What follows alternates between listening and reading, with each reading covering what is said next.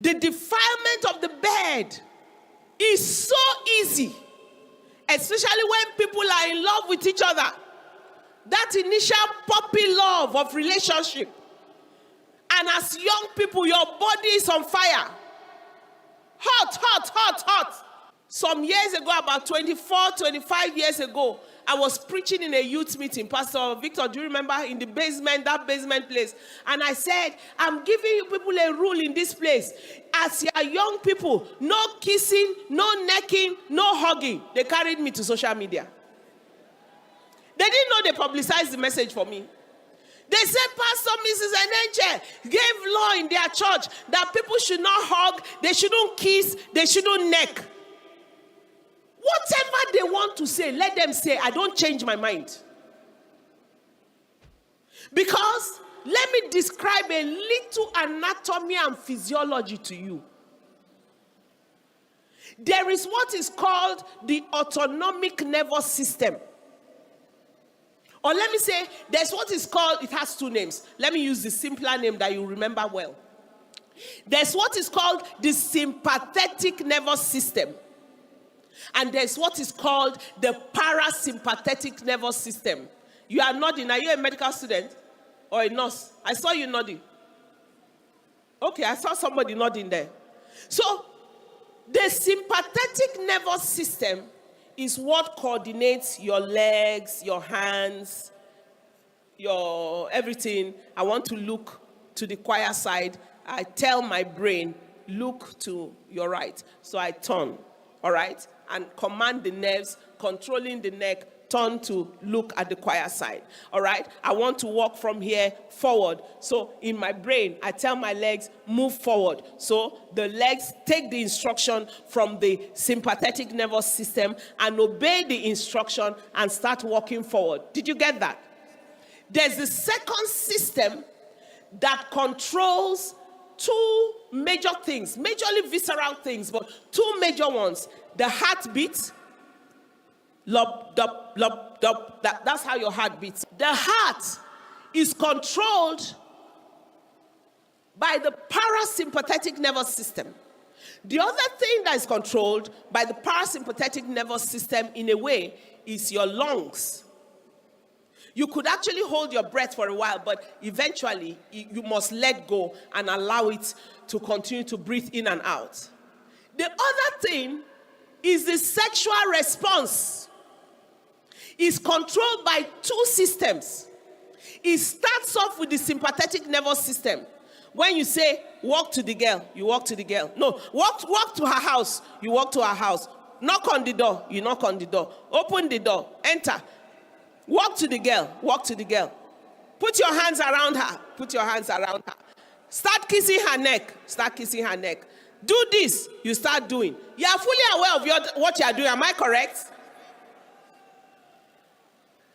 You say no. Yeah, the man and the girl too, she's fully aware. They know what they are doing. But this is what happens. It shifts. There's a point. It shifts. Where you are conscious of what you are doing. To where the system takes over the control. And you are no longer in charge of what is going on until you have finished what you wanted to do. Those of you who have never tried it, don't try it. Those of you who tried it and fell, you know what I'm saying.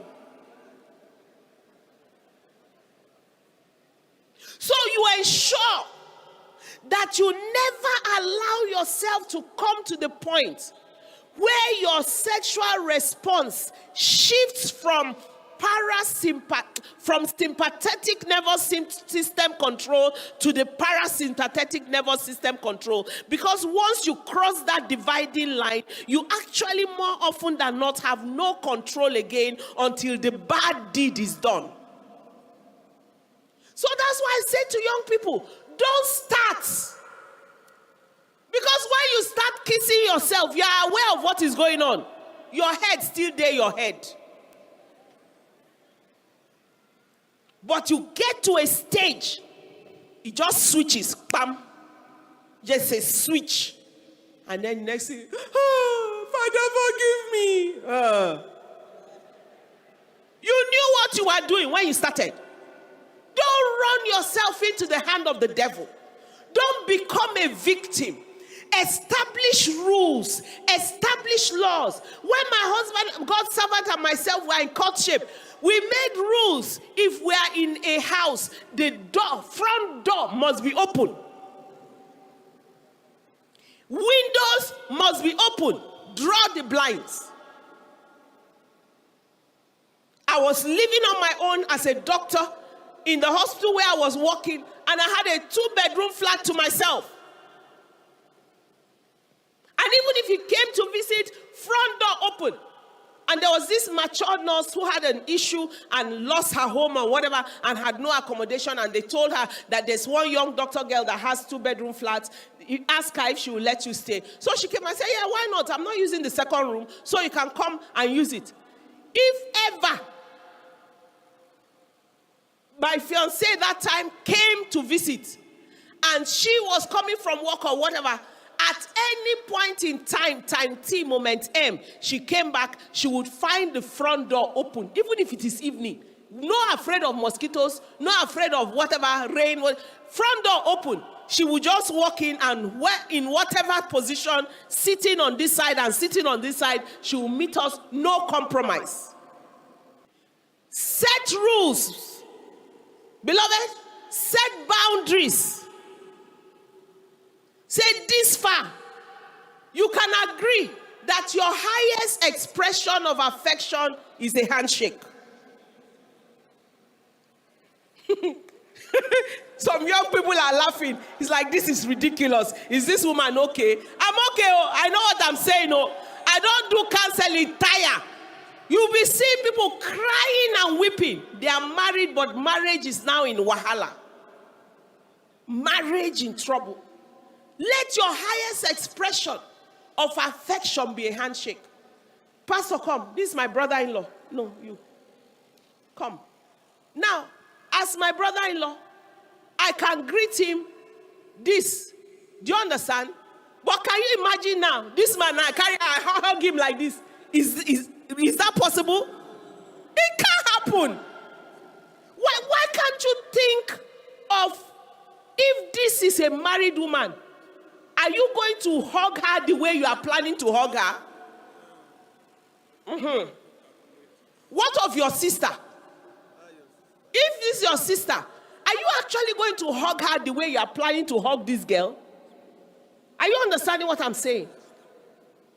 If this is somebody's wife, and the way you are planning to hug her, full chest hug like this, and the husband of the girl comes, will he not kill you? He will cut off your neck. Premature death. You are looking for what? Premature death. So as you see that young lady, look at her with the mind, this could be somebody's wife. And imagine one huge, tall man who, if he carry you like that, do like this, you just scatter.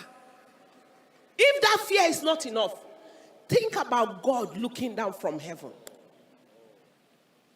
Think about the Almighty looking down from heaven. If that is not enough, imagine that as you are in the midst of what you are doing, rapture takes place. Are you ready to compromise all your years of living for Jesus for 1 minute of pleasure? Stand up on your feet.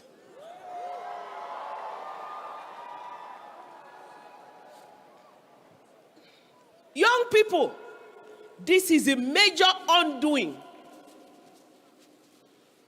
And when this happens, and people fall into sexual immorality, it begins to damage every ramification of their lives.